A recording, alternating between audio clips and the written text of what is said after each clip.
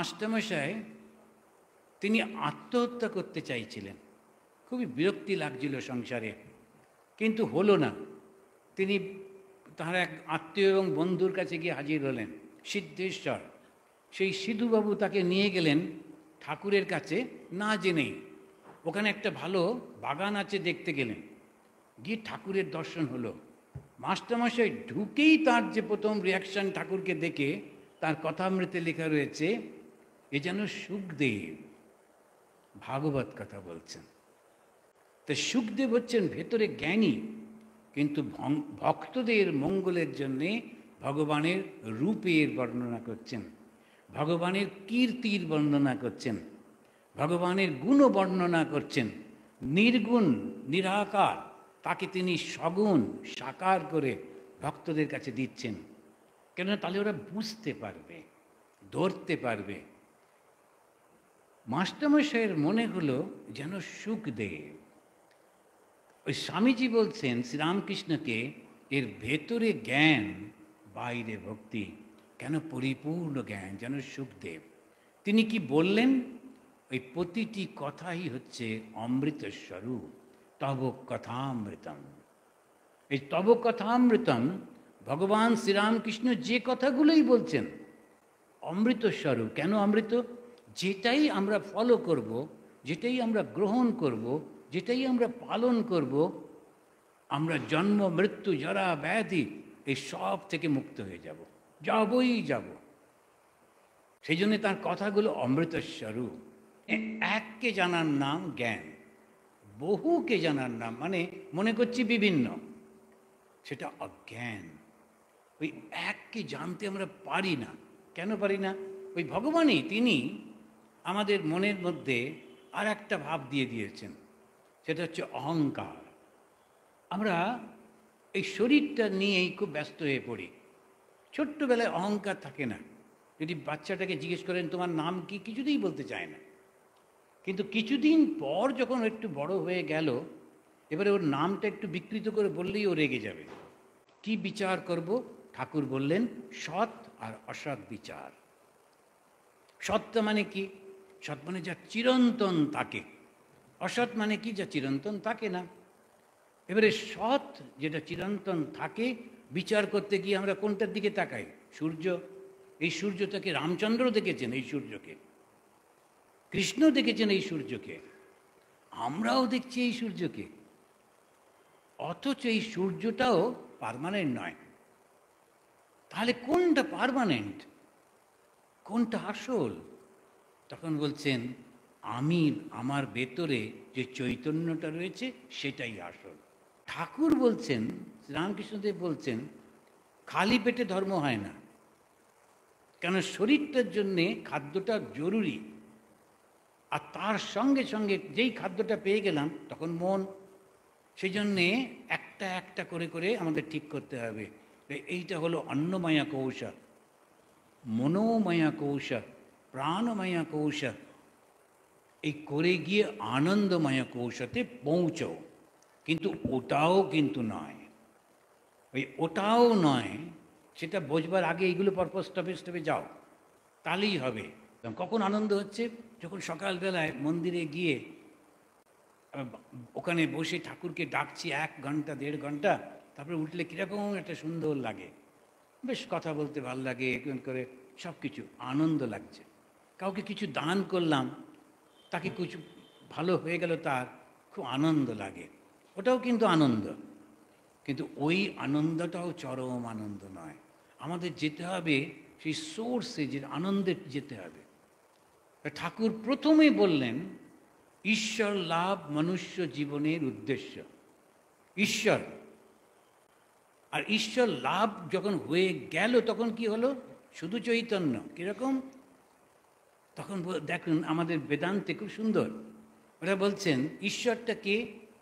বলছেন মায়া উপহিত চৈতন্য, চেতনা চৈতন্য, সেটাকে ঢেকে রেখেছে কে? মায়া। বেদান্তে খুব সুন্দর উদাহরণ দিয়ে বলছে যে একটা গাছের স্টাম্প পড়েছিল, গাছটা কেটে নিয়েছে, ওর গুঁড়িতে পড়েছিল নদীর ধারে। তো একটা চোর এসেছে, সেদিন আবার খুব ফগ। ও চোরটা ওইটাকে দেখে ভাবছে, ওহো হো, এখানকার যে পুলিশ অফিসার নতুন এসেছে, ও আমাকে ধরবার জন্য ওখানে কম্বল মুড়ি দিয়ে বসে আছে, আমি আজ যাচ্ছি না ওই পাড়ায়। ওখান থেকে সে পালিয়ে গেল।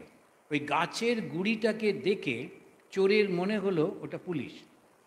এক সাধু বাবা সকালে স্নান করতে এসে ওই গাছের গুড়িটাকে দেখে ধিক ধিক আমাকে, আমি এখন ঘুম থেকে উঠলাম, এখন স্নানে যাচ্ছি, দেখো ওই সাধুকে, ও কীরকম গঙ্গা স্নান করে অলরেডি বসে বসে ধ্যান করছে। তখন একজন সাধু আর একজন সাধুকে দেখলেন সেখানে। একটি মেয়ে লুকিয়ে লুকিয়ে তার প্রেমিকের সঙ্গে দেখা করতে এসেছিল। ও এসে দেখে ভাবছেন, আহারে, আমার জন্যে কত কষ্ট করে এই ঠান্ডায় কম্বল মুড়ি দিয়ে বসে আছে। একই জিনিস, গাছের গুড়ি। কে দেখছে? যে দেখছে তারই জগৎ হচ্ছে, যে দেখছে তার মতো করে দেখছে। তাহলে কি হচ্ছে? জগৎটা আমরা সৃষ্টি করছি। তো জগৎ কে সৃষ্টি করছে? আমরাই সৃষ্টি করছি। তাই ঠাকুর বললেন, হাতে তেল মেখে সংসারটা করো। সংসারটা করতে হবে, ঘর থেকে বেরোনো যাবে না। আমার আন্দামানে পোস্টিং হলো, আর এখানে বুক দূর দূর করছে। আন্দামান সম্পর্কে ছোটোবেলা থেকে শুনেছি, কালাপানি কালাপানি, চোর ডাকাতরা গেছিল না, সমস্ত নানা রকম। আর কীরকম জায়গায় কোথায় যাচ্ছি বুঝতে পারছি না। হঠাৎ করে বেলুর মঠে অনেক সাধুরা, তারা বললেন, এই চলো, তোমাকে সব যাবো আমরা তোমার সঙ্গে। এবারে 20-22 জনের মতো সাধু একটা ছোট বাস নিলেন, নিয়ে সব আমার সঙ্গে জাহাজে করে যাব। তাই ওই খিদিরপুর ডকে গেলেন। আমি ভেতরে ভেতরে ভাবছি, দেখো কতজন আমাকে ভালোবাসে, সবাই কত ভালো। ওমা, ওরা গিয়ে যেই জাহাজটা এসেছে ওতে ঘুরে টুরে বলে, আচ্ছা তাহলে আমরা যাই। আমি বললাম, সে কি আমাকে সিয়ার করতে আসেনি? বলে, না না, সেটা আছে, জাহাজটাও দেখা হয়ে গেল, জাহাজ দেখেনি তো। আমার বৈরাগ্য বেড়ে গেল যে জগতে কেউ ভালোবাসে না। এখন কি করব? জাহাজে উঠে পড়লাম, আমাকে তো যেতেই হবে। এখন জগতে সবাই ভালোবাসে, কিন্তু আমরা যখন আশা করি যে আমাকে ধরে রাখবে, আমি ছাড়া কাউকে করবে না, ওটা বলে যাচ্ছে। সবাইকেই ভালোবাসে, কিন্তু আমি যখন আশা করি কেবল আমাকেই ভালোবাসবে, তখন গোলমাল হয়ে যাচ্ছে, ভুল হয়ে যাচ্ছে। ওইটা করব না। হাতে তেল মেখে রাখতে হবে। ছেলে মেয়ে ওরা আমাকে ভালোবাসে, কিন্তু এখন তো চাকরি, এখন তো পড়াশুনো, এখন তো সমাজটা পাল্টে গেছে। ছেলে চলে গেছে বিদেশে, মেয়ে চলে গেছে বিদেশে, আর মা কাঁদছে, ওরা আমাকে ভালোবাসে না। জানেন, কোলে করে মানুষ করলাম, এখন ভালো তো বাসে, কিন্তু কি করবে? এইরকম যখন আমরা ভাবছি ওইটা, তাহলে বেদান্ত কি? ঠাকুর বললেন সবার সঙ্গে থাকবে। কেমন করে?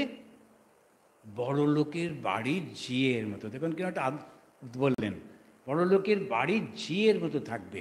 সংসারে থাকবো, সব করব, কিন্তু জানবো এটা আমার না। ওই টেকনিকটা, তব কথামৃতম। আমাদের উপনিষদে কি পড়ব, কোথায় যোগ অভ্যাস করব?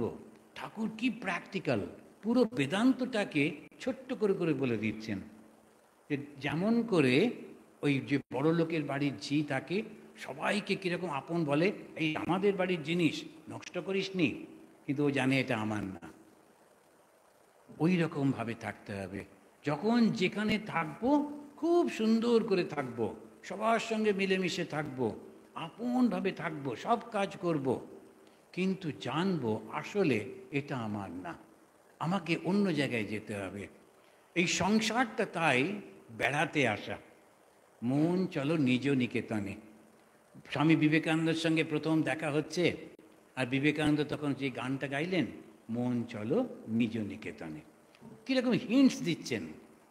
এই মনটা আমাদের এখানে বেড়াতে এসেছে, এবারে এটা ফিরে যেতে হবে। কোথায় ফিরে যাব? আনন্দে ফিরে যাব। ভগবান লাভ মানে কি? ঈশ্বর লাভ মানে কি? আনন্দে ফিরতে হবে। ঠাকুর শ্রীরামকৃষ্ণদেব তিনি বলছেন, কথা দিলে কথা রাখতে হয়। ভগবান শ্রী রামচন্দ্র পুরো রামায়ণে কোনো জায়গায় বলেননি তুমি জপ করো, ধ্যান করো, দান করো, এসব কিচ্ছু বলেননি। শুধু একটাই বলেছেন, কথা দিলে কথা রাখতে হবে। ভগবান শ্রীরামকৃষ্ণদেব বললেন, আচ্ছা এই কি কথা? বলেছিল দক্ষিণেশ্বরে আসবে, তা তো এলো না, কথা দিয়ে কথা রাখলো না, এ আবার কীরকম মানুষ। একদম গুরুত্ব দিচ্ছেন না, কথা দিলে কথাটা রাখতে হবে। যখন সংসার করেছি আর রোজ কেঁদে কেঁদে, আর সংসার ভালো লাগছে না, আর করেছিলে কেন, কে মাথার দিব্যি দিয়েছিল? এখন করবার পর আর ভাল লাগছে না, আর আমাদের বলছে কীরকম ঘুরে ঘুরে বেড়াচ্ছেন আপনারা। আমি আচ্ছা, এখন ঘুরে ঘুরে বেড়াচ্ছি, জানো যখন ওখানে থাকতে হতো কীরকমভাবে থাকতে হতো? আমি বেলুর মঠেতে জানো না তো, তখন আমাদের সময় খুবই খারাপ অবস্থা ছিল, বেশ খারাপ, খুব বলবো না, মহারাজদের আগে বা আরও আগে তো খুবই খারাপ অবস্থা ছিল। যখন ট্রেনিং সেন্টারে থাকতাম তখন যে পাউরুটি দিত, ওটা আমরা নাম দিয়েছিলাম ট্রান্সপারেন্ট পাউরুটি। সে পাউরুটিগুলো ধরলে এপাশ ওপাশ দেখা যেত। কে যে কাটতো পিসগুলো হাতে, দুর্দান্ত একদম পাতলা করে দিচ্ছে 2 পিস পাউরুটি, কিন্তু ওসলে আসলে একটারও কম। যখন খুব টেস্টি অসাধারণ ওই বেলুর মঠের পায়েসটা দিত, এলেই মনটা খুব বাহ, আর হাতাটা পুরো একটা হাতা তুলতো, খুব আনন্দে থাকতাম, এক হাতা দিচ্ছে, এমন একটা নাড়ানো দিত, বেশিরভাগটা ওর মধ্যে পড়ে যেত, একটু করে দু ফোঁটা। সেই সব দিন কি দেখেছো? আর এখন ভাবছো কিরম ঘুরে বেড়াচ্ছি। এখন আমরা যে কেন কি সব ছোড়ে সব পাওয়ে, ঠাকুর বলছেন সব ভগবানের জন্য যে দে, ভগবানের কোলে শুয়ে থাকে, ভগবানকে ধরতে হবে। তবে কথামৃতম, কথামৃতের প্রত্যেকটা কথাতে অসাধারণ সুন্দর সব কিছু রয়েছে। প্রতিটি কথা পড়বে, কেননা ধ্যান করতে হবে তো, ওই প্রতিটি কথা পড়তে হবে, আর ধ্যানের মধ্যে দিয়ে ওইখানে চলে যাবে। যখন কথামৃত কেউ পড়ছে, ও পড়ছে না, ঠাকুরের কাছ থেকে শুনছি, তবে তো উন্নতি হবে। তখন ঠাকুরকে দেখছি, ওপাশ দিয়ে গঙ্গা বয়ে যাচ্ছে, কীরকম চতুর্দিকে শান্ত, আর তারপরে ঠাকুর বলছেন ঈশ্বরকে ধরে থেকো, সত্যকে ধরে থেকো। কথাগুলো হৃদয়ের মধ্যে যাবে, তখন কানে নয়, হৃদয়ে যাবে। তো অমৃত কি করে আসবে? অমৃত মানে তো আনন্দ, অমৃত মানে তো চিরন্তন, কেমন করে আসবে? এই তব কথা অমৃতের মধ্যে দিয়ে, ঠাকুরের ওই কথাগুলোর মধ্যে দিয়ে। ওই জন্যে মাস্টারমশাই এত বর্ণনা দিয়েছেন। মাস্টারমশাই লিখেছেন দিন, তারিখ, ক্ষণ, কে কে ছিল, সেগুলো সব রয়েছে। আর যখন পাবলিশ করা হলো, ওরা সব বেঁচে রয়েছে, কেউ অবজেকশন করেননি, প্রত্যেকটা জিনিস রয়েছে। ঠাকুরের কথামৃতই আমাদের বেদ। আর যখন আমরা পড়ছি, সমস্ত উপনিষদ, বেদ, ভাগবত, পুরাণ সমস্ত ওর মধ্যে দিয়ে দিয়ে আসছে। সমাজ সম্পর্কে আমরা জানতে পাচ্ছি, কেমন করে থাকবো আমরা জানতে পাচ্ছি, কার সঙ্গে কীরকম রিলেশন তৈরি করব আমরা জানতে পাচ্ছি। স্বামী হিসেবে স্ত্রীর প্রতি তার কীরকম শ্রদ্ধা থাকা উচিত, কীরকম ভালোবাসা থাকা উচিত, কীরকম দায়িত্ব থাকা উচিত। শ্রীরামকৃষ্ণের শরীর বোধ ছিল না, তিনি বিবাহ করলেন কেন?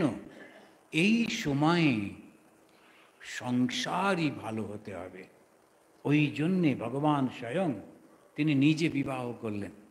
বিবাহ করে কীরকম রিলেশন, স্ত্রীকে তুমির বদলে তুই বলেছেন বলে ক্ষমা চাইছেন। আর কোথায় শ্রীরামকৃষ্ণের মা তো কত ছোট মেয়ে, তারপর কেননা স্ত্রীকে সম্মান দিতে হবে।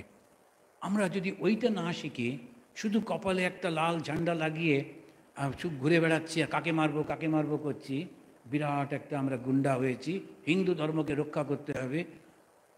হিন্দু ধর্ম তোমার উপর নির্ভর করে? হিন্দু ধর্ম কারোর উপর নির্ভর করে? হিন্দু ধর্ম আমাদের রক্ষা করে, আমরা হিন্দু ধর্মকে রক্ষা করব কি করে? এইটা শেখো। সদাচার। যখন যুধিষ্ঠির গিয়ে জিজ্ঞেস করছেন যে ভীষ্মকে, আচ্ছা আমরা কেমন করে ধর্মকে জানবো, কি ধর্ম একটু বলো, তখন যুধিষ্ঠির, ভীষ্ম বলছেন যুধিষ্ঠিরকে সদাচার। শ্রীরামকৃষ্ণদেব কীরকম সদাচার, শ্রী মাকে একবারও একটুর জন্য ভাষা দিয়েও কষ্ট দিচ্ছেন না, শুধু তুমি থেকে তুই বলে ফেলেছিলেন বলে ওইরকমভাবে বারবার ক্ষমা চাইছেন। আমার কাছে আমেরিকায় 2 ছেলে মেয়ে এলো, স্বামী স্ত্রী, দেখছি তুই তুই করে বলছে, স্ত্রী ওকে যাই তুই এখানে চট করে গিয়ে গাড়ি থেকে এটা নিয়ে আয়। আমি বুঝতে পারছি না কাকে বলছে, স্বামীকে বলছে। আমি বললাম আচ্ছা এ তোমার স্বামী না? বলছে হ্যাঁ স্বামী, কিন্তু কিছুদিন আগে আমরা স্টুডেন্ট ছিলাম তো, এই বন্ধু। ভীষণ কানে লাগছে। তখন আবার ওদেশে আবার উপদেশ দেওয়া যায় না, খুব মুশকিল। ভারতবর্ষের সুবিধে, যখন খুশি উপদেশ দিন, কেউ কিছু বলবে না, কিন্তু বললেও কিছু এসে যায় না। কিন্তু ওখানে উপদেশ দিলে যদিও রেগে যায়, গিয়ে একটা কমপ্লেন করে দিল। সেই জন্যে আমি একটু ঘুরিয়ে ফিরিয়ে বললাম, জানো তো ঠাকুর শ্রী শ্রী মাকে তুমি বলে বলতেন, যা আগে বন্ধু ছিলে, এখন স্বামী স্ত্রী। তোমরা মানুষ তৈরি করছো, তোমাদেরকে নিজেদেরকে খুব ভালো হতে হবে, পরস্পরকে শ্রদ্ধা করতে হবে, ভালোবাসতে হবে। তা না হলে সংসারটা খারাপ হয়ে যাবে তো। আর সংসার যদি খারাপ হয়ে যায়, তখন আর মানুষ সমাজটা থাকবে না। কতগুলো পশু মানুষের মতো চেহারা নিয়ে শুধু খায় দায় ঘুরে বেড়ায়। এবারে আমাকে কি কাজ করতে হবে? ঠাকুর নিজেই বললেন, আমি মোলে ঘুচিবে জঞ্জাল। এই আমিটা, অহংকার থেকে যদি সরিয়ে দিই, একটু কিছু পারি বাস অহংকার, একটু ক্ষমতায় এলো বাস অহংকার। আর কিসের অহংকার? ওই যে বলছিলাম, এরকম করে হাত দিচ্ছি এটা আমি নই, মনটা দেখছি এটা আমি নই। এ তো মহা মুশকিল, কোনটা আমি ওটা তো জানি না, কিন্তু ওটাতেই বদ্ধ হয়ে রয়েছে। এই ঠাকুর বললেন, ঈশ্বর লাভ মনুষ্য জীবনের উদ্দেশ্য। কেমন করে? অহংকারটা সরিয়ে দাও, তুমি ঈশ্বর। আমি ঈশ্বর হয়ে কি করব? আনন্দে সাগরে ভাসে, শুধু আনন্দের মধ্যে যাব। আবার দেখুন, 1886 ফার্স্ট জানুয়ারি তিনি কিন্তু ঈশ্বর লাভ বললেন না, বললেন তোমাদের চৈতন্য হোক।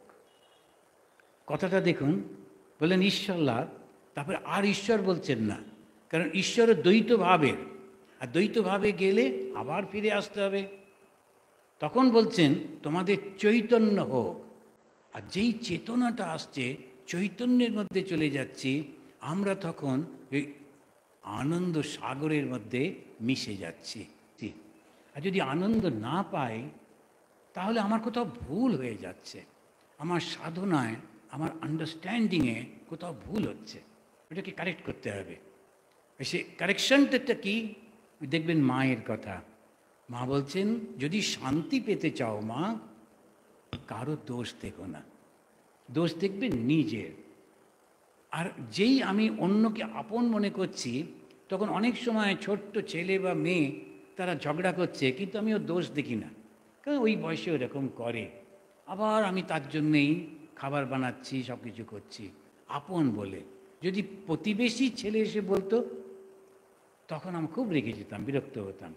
যে আপন বোধ করছি পুরো দুনিয়াতে, কেউ যদি একটু নিন্দা করে, কেউ যদি একটু প্রশংসা করে, আমার কোনো কষ্ট নেই, সব কিছুতেই আনন্দ আছে।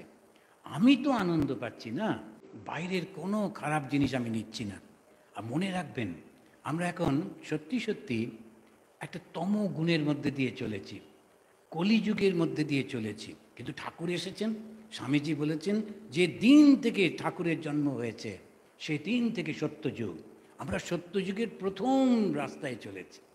আমাদের আগে স্বামীজিরা গেছেন, স্বামী বিবেকানন্দ, গুরু ভাইরা, তারপরে তাদের শিষ্যরা, আমরা পরে যাচ্ছি। আমরাও কিন্তু যাচ্ছি মহাকুম্ভ স্নানে। সেই মহাকুম্ভ হচ্ছেন ভগবান শ্রীরামকৃষ্ণ। আমরা সেখানে যাব, অবগাহন করব, অমৃতের রূপ ধারণ করব। কেননা আমরা তার কথামৃতের অমৃতকে সঙ্গে নিয়ে আমরাও অমৃত স্বরূপ হয়ে যাব। আপনাদের সকলকে ধন্যবাদ। জয় ঠাকুর, জয় মা, জয় স্বামীজি।